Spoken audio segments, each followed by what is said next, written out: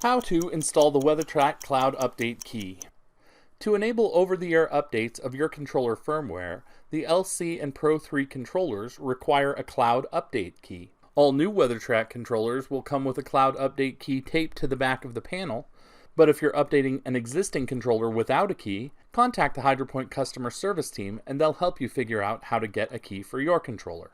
Once the key is in place, WeatherTrack has the ability to download the newest firmware to your controller, keeping all of our customers operating on the most up-to-date software. To install the WeatherTrack Cloud Update key, with the power still on, open the panel for the controller to expose the USB port located on the back side of the panel right next to where the ribbon cable plugs in. Then all you need to do is insert the WeatherTrack Cloud Update key into the USB port, and when it's plugged in, you'll start to see the little LED on the key start to flicker. If you don't see the LED illuminate, try and unplug and replug that key to make sure it's seated well, and close the panel back up. Using the Help menu and the forward arrow buttons, navigate to screen Help 17-03. It's all the way at the end of the Help menu. This screen will be titled Restart Controller.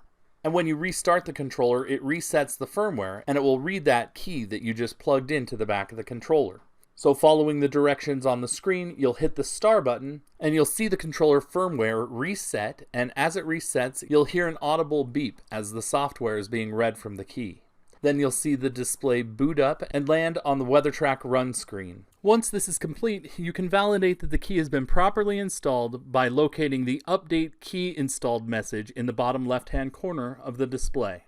Remember that the WeatherTrack Cloud Update key needs to be installed and left in place for it to work properly. So once you plug in that Cloud Update key, it will be left in that port for the rest of the life of the controller. Before wrapping it up, make sure to place the sticker labeled Cloud Update Enabled to the front of the controller.